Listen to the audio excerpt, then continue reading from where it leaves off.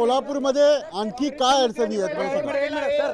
कोल्हापूरमध्ये फक्त टोलचा प्रश्न नाही आहे, पुणेकडे बघा, मुंबईकडे बघा, वाढती टेक्नॉलॉजी केवढी आहे, मुलांचं शिक्षणाचं आज काय चाललंय, कोल्हापूरच्या मुलांना, शिवाजी युनिव्हर्सिटीच्या मुलांना पुण्यात काय स्थान आहे हे तुम्ही का बघत नाही? मुलांची अवस्था हे कोण जाणूनच घेत नाही, युवकांची साथ तुम्ही घेतच नाही। विकासाचा दावा आज केला जातोय, पण एक वस्तुस्थिती कोल्हापूरच्या बाबतीत आहे। 49 किलोमीटर लांबीच्या रस्त्यांना 450 कोटी रुपयाचा दावा आहे। तसंच थेट पाईपलाईननं पाणी आणायला 450 कोटी रुपये लागणार आहेत।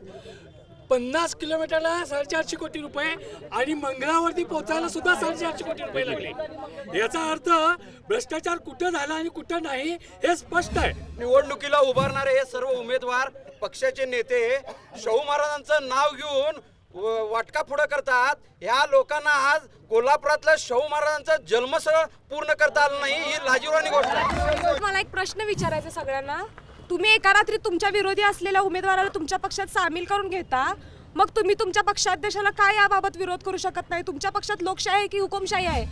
कोल्हापूरच्या विकासामध्ये आपण सामान्य तळागाळातल्या विमुक्त भटक्यांचा विचार, दलितांचा विचार कधी केलाय का? शाहू महाराजांनी ज्या इथे पहिल्यांदा पारध्यांची वसाहत निर्माण केलेली होती आणि या वसाहतींना स्थलांतर अजून चालू आहे, रेशन कार्ड मिळत नाही आहे, अन्न मिळत नाही, अन्न वस्त्र निवाराशी निगडीत आपण विचार करताय की नाही? जर रोजगाराची संधी, जसं विद्यार्थी मित्रांनी म्हटल्याप्रमाणे इथं IT पार्कची किती वर्ष ही प्रलंबित आहे, आपण सगळे बघतो। कोल्हापूरला आर्थिक सुबत्ता आहे, पाणी आहे, तरी पण आपण पुण्या मुंबईकडे मुलं जातात, आपल्याकडे सगळ्या मुलांच्यामध्ये कौशल्य आहे, पण इथे जर IT पार्कचा प्रश्न का प्रलंबित राहतो? मुळामध्ये आता ह्या मूलभूत सुविधा, पायाभूत सुविधा किंवा लोकांच्या गरजा पूर्ण करण्यासाठी या ठिकाणी आता केंद्र सरकारनं जे अन्नधान्य योजना आणली, या अन्नधान्य योजनेमध्ये 2 रुपये आणि 3 रुपये गहू तांदूळ मिळायला लागलं। गरिबांना कधी शक्य होतं का की 2 रुपये आणि 3 रुपयामध्ये? 6 जिल्ह्यासाठी कोल्हापूरमध्ये उच्च न्यायालयाचं खंडपीठ व्हावं म्हणून वकिलांना आंदोलन करावं लागतं। आणि या गेल्या 3 वर्षामध्ये आपण सगळ्या विद्यार्थ्यांना, सर्व पक्षांना, सगळ्या जनतेला एकत्र करून रस्त्यावर उतरलो, तरी सुद्धा कोल्हापूरच्या खंडपीठाकडे कोण गांभीर्यानं बघत ठीक आहे, मी उत्तर घेतो मी उत्तर घेतो। इच्छाशक्ती नाही, राजकीय इच्छाशक्ती नाही, विरोधी पक्षाची की सत्ताधारी? विरोधी पक्षाची पण नाही, सगळे मिळून काम करू शकतात। कोल्हापूरमध्ये नेहमी आंदोलन केल्याशिवाय काय मिळत नाही, सत्ताधीश असतो अगर विरोधी पक्ष। खंडपीठाच्या संदर्भातला निर्णय हा आमच्या सरकारचा पॉझिटिव्ह होता, एक सकारात्मक निर्णय मुख्यमंत्र्यांनी घेतला आणि स्वतः या राज्याचे मुख्यमंत्री आदरणीय पृथ्वीराज चव्हाण साहेबांनी माननीय हायकोर्टाला पत्र स्वतः लिहिलेलं होतं आणि सांगितलं की तुम्ही त्या पद्धतीने कारवाई करा, आम्ही सगळ्या गोष्टी आपल्याला द्यायला तयार आहोत। शेवटी हायकोर्ट झालं नाही, अजून झालं नाही ना, सर्किट बेंचचा विचार चालू आहे आणि सर्किट बेंच कोल्हापूर का नाही झालं हे म्हणतात, आम्ही प्रयत्न केले, बरोबर आहे का?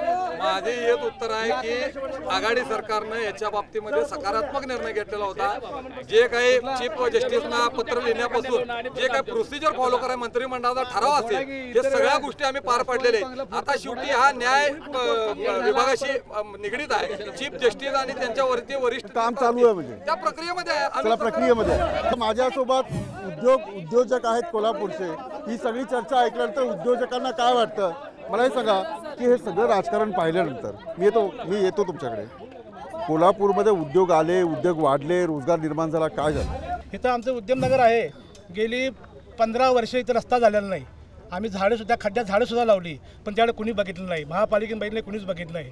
तर हे जे काय अवस्था आहे, रेव्हेन्यूसुद्धा इथं भरपूर मिळतो, डबल कमर्शियल रेटनं इथं आकारणी केली जाते फाळ्याची, पण इथं रस्ते कुठले केले जात नाहीत।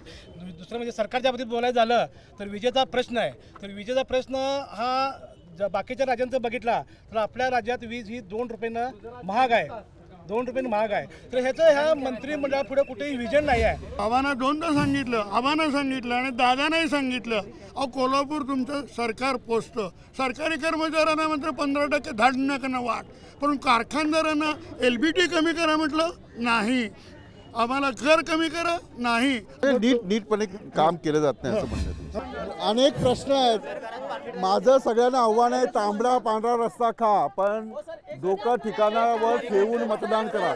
माझा वेळ संपलेला आहे, आपल्या सगळ्यांचे आभार। माझा कार्यक्रम मी इथेच थांबवतो, आपण 5 थांबतील।